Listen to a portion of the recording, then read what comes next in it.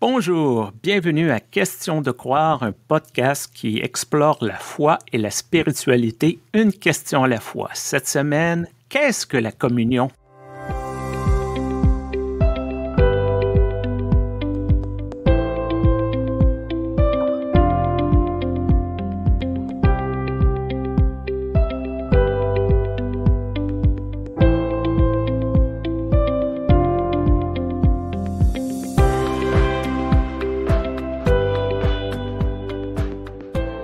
Bonjour Stéphane. Bonjour Joanne. Alors, qu'est-ce que la communion? Je trouve que c'est une question formidable et je remercie beaucoup l'auditrice qui te l'a confiée. Et immédiatement, ça me ramène à moi beaucoup plus jeune, à la vingtaine, à Uppsala, en Suède, en train de faire ma 3e année de théologie. Et donc, j'étais dans cet environnement, j'apprenais plein de choses, le suédois, la théologie luthérienne. Et évidemment, j'avais aussi des copains, des copines avec qui on faisait des sorties, des trucs de jeunes, quoi.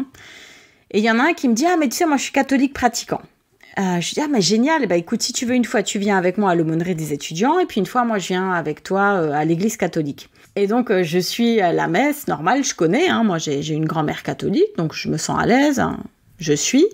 Et puis, au moment de la communion, de l'Eucharistie, comme aiment dire les catholiques, je suis allée pour communier parce que je me suis dit, de toute façon, le prêtre, il va pas remarquer que je suis protestante. J'avais juste ma croix huguenote. La croix huguenote, c'est ce que portent les Français et les Françaises qui sont protestants. Et je me tiens devant le prêtre et le gars me fait non avec la tête. Et j'étais estomaquée parce que, en fait, j'y croyais pas. Je me suis dit, mais comment il fait? Et mon collègue qui m'avait amené là, il m'a regardé et puis il a regardé le prêtre et le prêtre a fait non avec la tête. C'était un no-go. Et c'est vrai que depuis, je me suis toujours dit, on peut pas dire que c'est la même chose, l'Eucharistie et la Sainte Seine. On voudrait que ce soit la même chose, mais en fait, ce qui m'est arrivé là, c'est que j'ai compris que pour un certain nombre de personnes, c'est pas la même chose. Ça me fait penser, moi aussi, une anecdote. Il y a à peu près 5 ans, c'était lors d'une funéraille d'un jeune garçon homosexuel. Il était le copain de quelqu'un dans ma paroisse à l'époque. Malheureusement, il s'est suicidé. Oh. Il y avait les funérailles catholiques romaines et plein de gens de ma paroisse se sont présentés aux funérailles pour être en appui au jeune homme de notre paroisse. Oh, c'est trop chou. Et le prêtre, probablement parce qu'il ne reconnaissait pas plusieurs figures dans l'Église, a rappelé non pas une fois, mais 2 fois durant le service religieux que seuls les catholiques romains avaient le droit de venir communier. Ah, voilà, c'est ça. Le message était archi clair. Ah, voilà, c'est ça, quoi. Hein. Ça me questionne toujours l'enjeu de qui est admissible ou non à ce sacrement. Et je trouve qu'encore une fois, la théologie passe avant la grâce, avant le message de Jésus, parce que c'est le Christ qui est supposé inviter à ce sacrement. C'est pas une église, c'est pas une personne, un homme, une femme qui préside. C'est supposé être le Christ qui dit « Venez partager ce moment avec moi », mais il y a quelque chose qui cloche, on dirait. Moi, c'est vrai que ce qui m'interroge, parfois dans nos assemblées luthéro-réformées, c'est quand les gens restent dans les bancs, tu vois. Alors, je ne sais pas pourquoi ils restent dans les bancs, pourquoi ils ne se lèvent pas, pourquoi ils ne nous rejoignent pas. Ça leur appartient. Mais moi, j'ai toujours super envie, quand je préside, s'il y a du monde, j'ai toujours envie de les appeler, de leur dire « Mais venez rentrer au moins dans le cercle ». Et je sais qu'il y a des collègues qui osent le dire, qui osent dire « Écoutez, venez rentrer dans le cercle ». Et en même temps, j'ai eu un jour une expérience qui m'a un peu traumatisée avec des sœurs et des frères de la communauté du Chemin Neuf, qui est une communauté catholique à vocation œcuménique. Et ils font plusieurs vœux quand ils rentrent dans cette communauté. Donc, il n'y a pas que des célibataires, il y a aussi des familles qui rentrent en communauté. Mais tout le monde fait un vœu d'œcuménisme. Et ça, c'est hyper fort. Mais ça fait aussi que quand il y a des liturgies, des rituels qui concernent les catholiques, eh bien, les protestants ne communient pas. Et quand ça concerne les protestants, les catholiques ne communient pas. Parce que ce qui est très fort dans la communauté du chemin neuf, c'est qu'ils se soutiennent mutuellement. Donc, ils viennent toujours en nombre. Et donc, j'ai une amie que je salue, qui est pasteur ménonite, Anne-Cathy Grabert, célibataire consacrée dans la communauté du chemin neuf. Lorsqu'elle a été reconnue dans son ministère de pasteur, il y a ses sœurs et ses frères qui sont venus. Et d'un seul coup, à côté de moi, il y avait plusieurs personnes qui avaient mis les bras en croix sur leur torse et qui regardaient le sol au moment de la communion. Oh, le choc, Stéphane. Je me suis mise à pleurer. Je me suis dit, mais ils ont l'air tellement tristes de ne pas communier et ils sont chez nous dans l'église protestante et on les a invités et ils se privent de cette communion. Et pour ma foi, c'était un choc. J'ai pleuré et après j'en ai parlé avec eux et ils m'ont dit, mais oui, on est triste, mais il faut qu'on obéisse. On doit obéir aussi à notre église et on doit aussi montrer qu'il y a cette fracture. On ne doit pas la mettre sous le tapis. On doit l'assumer ensemble. Oui, on est désunis sur cette question de la communion. Et pourtant, cette histoire qui nous divise sur la communion, qui est essentiellement la transformation pour, excusez-moi, je vais utiliser du vocabulaire technique, la transsubstantiation ou la co-substantiation. Essentiellement, est-ce que l'hostie et le vin deviennent vraiment le corps et le sang du Christ ou est-ce une présence ou un acte de commémoration? Essentiellement, cette division-là date du 9e siècle de notre ère. Avant ça, pendant les premiers siècles de la chrétienté, on s'en souciait pas vraiment. C'était pas une question qu'on se posait, c'était pas sur le radar. Donc, encore une fois, on a affaire à une division créée par les êtres humains. On se substitue en quelque sorte au message du Christ, à la volonté de Dieu. J'ai l'impression des fois qu'on dit « Ah, non, non, non, non, non, Jésus a dit ça, là, mais nous savons mieux. Nous comprenons mieux le message de Jésus ou du message de Dieu. Nous, on contrôle ça. Et dorénavant, bon, c'est ça qu'il faut comprendre et c'est ça la vraie signification des mots de Jésus. » Justement, en parlant des mots de Jésus, tu vois, moi j'ai fait une thèse de doctorat sur les pratiques liturgiques dans les paroisses luthériennes et réformées en France. Et c'est vrai que j'ai observé une grande diversité du côté protestant pour les paroles d'institution. Et moi-même, dans la paroisse dans laquelle je suis à Zurich, en fait, je préside peu de saintes scènes. C'est surtout mon collègue qui les préside. Et lorsque j'en préside, j'ai tendance à le copier. Et l'autre fois, il m'a fait une remarque, je l'en remercie pour ça. Il m'a dit « Mais t'es pas obligé de faire comme moi, en fait. » Et ça m'a fait beaucoup réfléchir, cette histoire, parce que il y a un grand débat entre celles et ceux qui pensent qu'il faut respecter les paroles originelles, dire exactement la même chose que Jésus, peu importe si les gens ne comprennent pas vraiment. Celles et ceux qui font des mixtes, ou bien qui alternent, avec l'histoire des épis qui sont épars, et puis etc. Et puis, il y a celles et ceux qui font preuve de beaucoup plus de créativité en disant, mais en fait, ce qui compte, c'est que Jésus parle à chacun et chacune dans l'aujourd'hui de leur jour, quoi. C'est-à-dire vraiment dans ce que les gens vivent maintenant. Et tu vois, moi, j'arrive pas dans ma tête encore à faire un choix. Et je me suis dit la dernière fois, quand j'aurai un petit peu de temps devant moi, c'est-à-dire je sais pas quand, mais j'aimerais sortir toutes les liturgies que j'ai et regarder un peu qu'est-ce qui me parle aujourd'hui.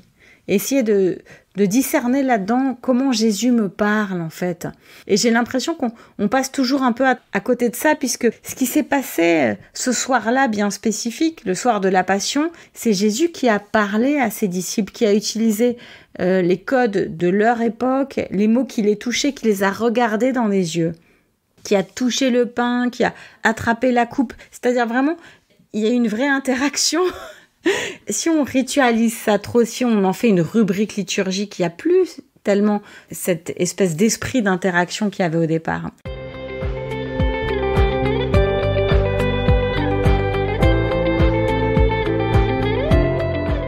Dans certaines paroisses que j'ai servies, j'ai remarqué ce côté très solennel, presque triste. Je disais, ben, c'est pas des funérailles quand même, là. C'est le repas du Seigneur. Et souvent, je donnais l'exemple des enfants.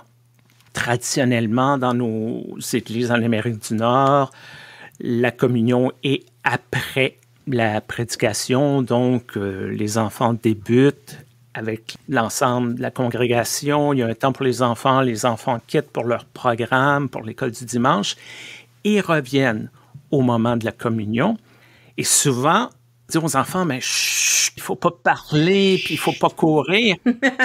Mais moi, je leur dis, mais ils sont heureux, ils sont excités à venir à la communion. Je veux dire, c'est pas merveilleux, ça? Est-ce que nous, on a cette même disposition? Est-ce qu'on ne pourrait pas apprendre à être excité? Ça me fait penser, lors de mon service d'ordination, il y avait communion. Ma jeune nièce qui avait 5-6 ans, allô Julie, ma nièce voulait aller à la communion, comme tout le monde. Et le pasteur qui présidait avait dit, c'est du pain, c'est du jus. Elle était là, mais c'est du jus, maman, c'est bon pour les enfants, c'est du jus, j'en veux. Tout ce côté merveilleux, tout ce côté d'excitation, est-ce qu'on ne pourrait pas le retrouver?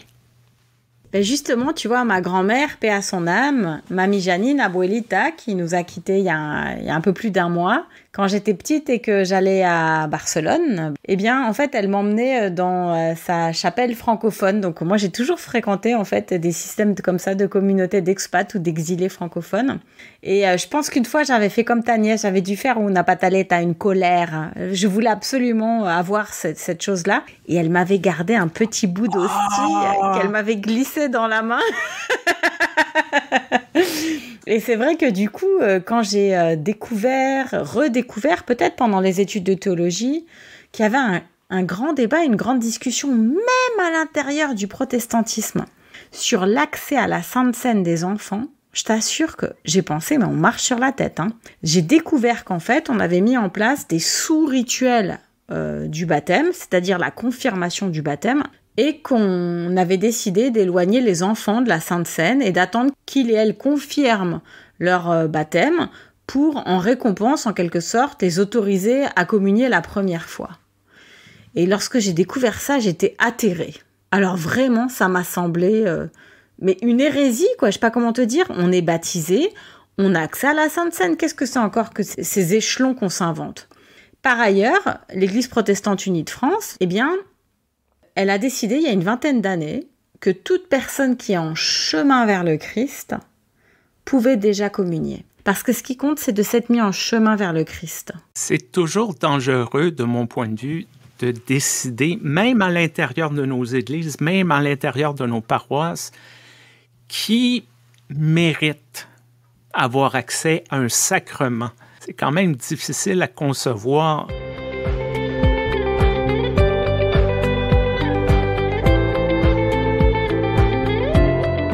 J'aimerais revenir sur quelque chose que tu as mentionné sur l'importance de conserver la communion, ce sacrement-là, que ce soit l'Eucharistie, la Sainte Seine, actuel.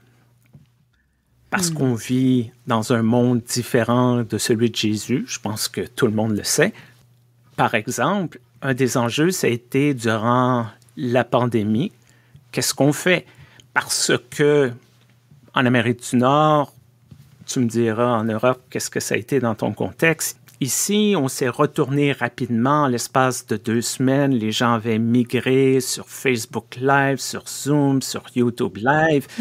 Ça allait. Mais lorsque la question de la communion est arrivée, là, les gens ne savaient plus trop quoi faire parce qu'on n'était pas physiquement dans le même lieu.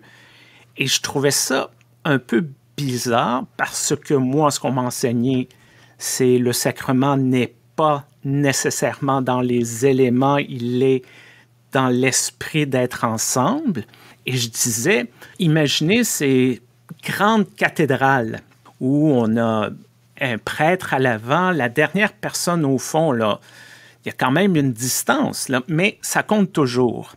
Alors, est-ce qu'il y a une limite de distance sur laquelle l'Esprit Saint peut agir? Est-ce que l'Esprit Saint est bloqué par les murs de nos édifices religieux ou pour l'Esprit de Dieu, les distances ne comptent pas si on fait tout ça ensemble? Et c'était un gros débat. Est-ce que vous avez eu ces débats-là en Europe? C'est sûr qu'il y a eu une courte période où on a senti vraiment des crispations. Il y a certaines communautés, et nous, dans la paroisse de mon époux, puisque à ce moment-là, moi, je servais pas en paroisse, donc j'étais épouse de pasteur, mais aussi finalement en ministère avec lui. On s'est dit, on va le faire une fois. Donc, on a préparé avec notre petite équipe, toujours à distance et en faisant du montage et tout. Donc ça, c'était un vrai travail d'équipe. C'était déjà un temps de communion, en fait. On a préparé un culte, et puis on a demandé aux gens au début du culte de préparer du jus et du pain, et qu'on allait tous communier ensemble pendant le culte YouTube. Et on l'a fait, je crois, juste une fois, et c'est un souvenir lumineux pour toute la paroisse. Donc nous, on n'a pas très bien compris pourquoi est-ce qu'il y avait eu tellement de controverses. Mais il y a un certain nombre de pasteurs qui ont dit non, parce que si les gens prennent l'habitude maintenant de communier chez eux, ils n'ont plus aucune raison de venir au culte. Et vraiment, ça m'a épatée, quoi, parce que si les gens, au contraire, se sentent empouvoirés pour communier chez eux, peut-être qu'ils auront justement envie de le partager en communauté ou d'inviter des voisins ou de le faire tout simplement plus souvent et peut-être en famille quand ils sont, je sais pas, comme nous on a cette situation en Suisse que les gens vont faire du ski, peut-être ils sont dans leur chalet puis ils vont enfin oser faire une Sainte Seine en famille, tu vois. Et où est le problème? Moi, j'ai pas du tout compris où était le problème. Mais le problème derrière, c'était toujours ce pouvoir d'un certain nombre de personnes qui avaient peur que, maintenant si jamais ils s'émancipent, ils et elles ne sont plus dépendants des pasteurs, ils et elles ne viendront plus à l'église. Et ça m'amène aussi cette question de la fréquence de la Sainte Seine. C'est que lorsque j'ai servi comme pasteur bénévole dans la paroisse luthérienne Saint-Guillaume au centre-ville de Strasbourg, dans le projet d'église émergente que j'ai fondé et qui maintenant est autonome, on a bien vu que pour les paroissiens plus anciens, plus anciennes, ça leur faisait quelque chose. Des personnes LGBTIQ+, peut-être des personnes racisées, peut-être des personnes plus jeunes. D'un seul coup, ça leur faisait un vrai changement sociologique. Et le pasteur, mon collègue Christophe Kocher, a décidé à ce moment-là de proposer au conseil que la Sainte Seine soit maintenant hebdomadaire. Et donc, on s'est mis à communier beaucoup plus fréquemment. Et tout ça, c'était pour dire aux gens, en fait, bon, ok, peut-être la sociologie change, peut-être tout ça, ça implique beaucoup de diversité théologique.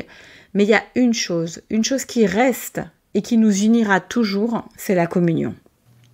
Je crois que dans nos églises protestantes, peut-être que je fais une trop grande généralisation, on est très fort sur la théologie, on est très fort sur l'intellect, la parole, mais il y a quelque chose dans la communion, je trouve, qui est une expérience sensorielle, qui appelle à un autre côté de notre foi que je trouve qu'on n'exploite pas suffisamment, du moins dans les milieux que je connais.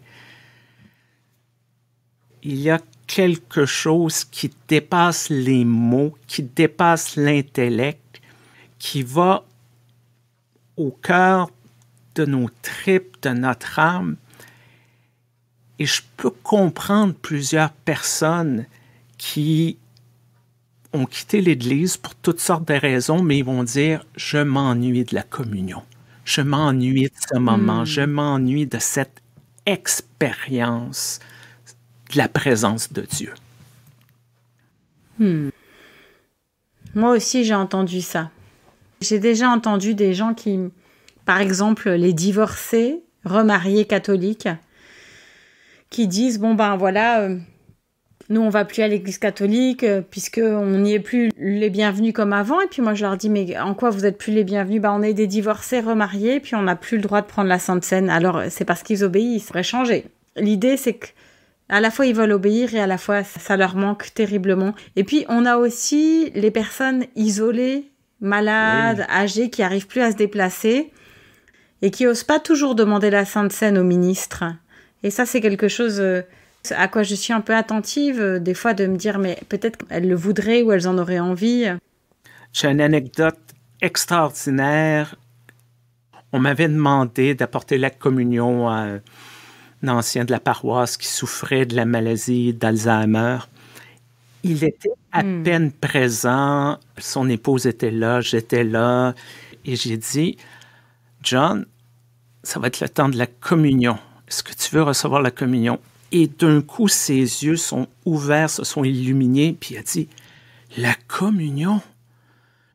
Et c'était un moment merveilleux, un moment là, que j'oublierai jamais. Pendant une fraction de seconde, il était revenu à lui. Il s'est souvenu qu'est-ce que c'était la communion. Il était heureux. C'est pas rien. C'est pas rien. C'est vraiment important. Et d'ailleurs, moi, j'aimerais presque conclure cet épisode avec la plus jolie communion qui m'a été donnée de vivre ces dernières années.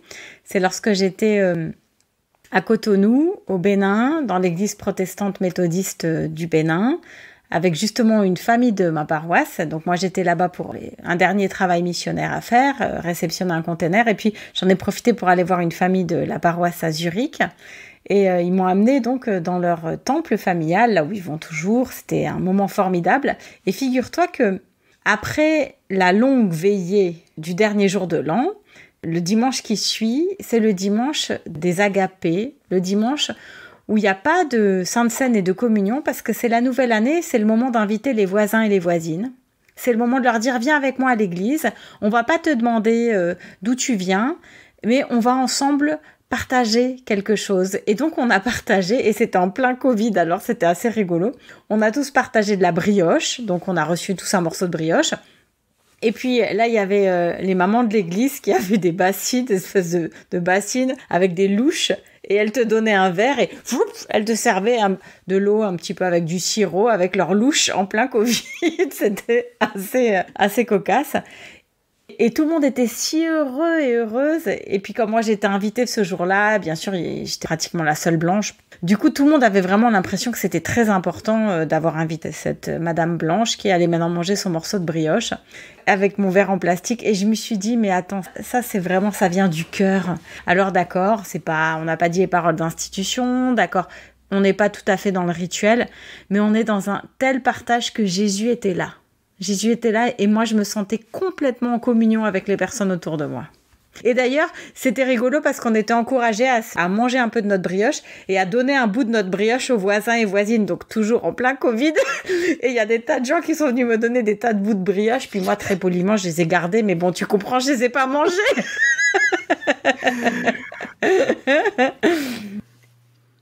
Et je crois qu'à la suite de cette si belle anecdote, on va terminer notre épisode sur la communion. Merci beaucoup à notre auditrice qui nous a fait la suggestion.